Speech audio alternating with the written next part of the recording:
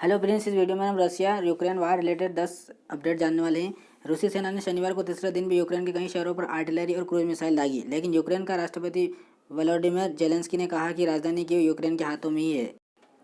समाचार agency AFP ने सैनिकों के हवाले से बताया कि शहर के केंद्र के उत्तर पश्चिम में एक क्षेत्र में तोप और ग्रैंड मिसाइल दागने और विस्फोट की आवाज़ शनिवार तड़के कीव में सुनाई गई।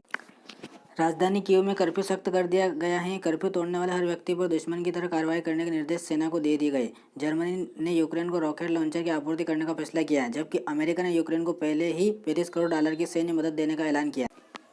जर्मनी और उसके पश्चिमी सहयोगी देश रूस को स्विफ्ट वैश्विक भुगतान प्रणाली ग्लोबल पेमेंट सिस्टम से बाहर करने पर सहमत हो गए। जर्मन सरकार ने एक प्रवक्ता ने शनिवार को यूक्रेन पर रूस के आक्रमण को रोकने के उद्देश्य से लगाए गए प्रतिबंध की तीसरी किस्त का ऐलान किया।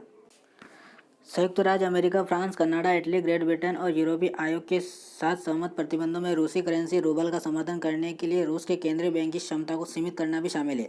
प्रवक्ता ने कहा, नया प्रतिबंध धनी रूसियों और उनके परिवारों के लिए गोल्डन पासपोर्ट को भी समाप्त कर देगा और रूस और अन्य जगहों पर व्यक्तियों और संस्थानों को लक्षित करेगा जो यूक्रेन के खिलाफ युद्ध का समर्थन करते हैं।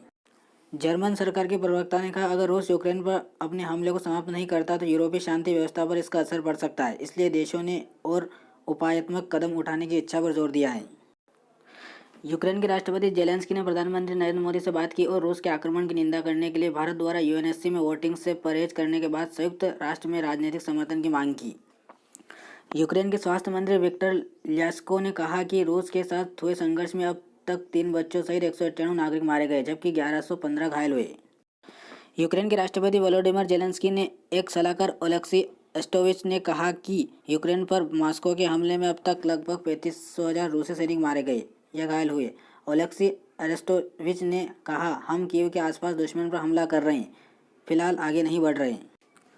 अमेरिकी राष्ट्रपति जो बाइडेन ने अमेरिकी विदेश विभाग को शुक्रवार को अमेरिकी भंडार से यूक्रेन को अतिरिक्त $350 मिलियन मूल्य के हथियार जारी करने का निर्देश दिया। यूक्रेन में जंग छिड़ चुका रूस एक बार फिर से बातचीत के लिए तैयार है। रूस ने खुद यूक्रेन से वार्ता की पेशकश की है। इसके लिए रूसी प्रतिनिधिमंडल को बेलारूस भी भेजा गया है। खबर है कि इस बार रूस बिना शर्त बातचीत के लिए तैयार हो गया है। वार्ता के लिए बेलारूस पहुंचा रूसी दल, लेकिन यूक्रेन का इनकार, कहा जहां से हुआ हमला वहां नहीं करेंगे बातचीत।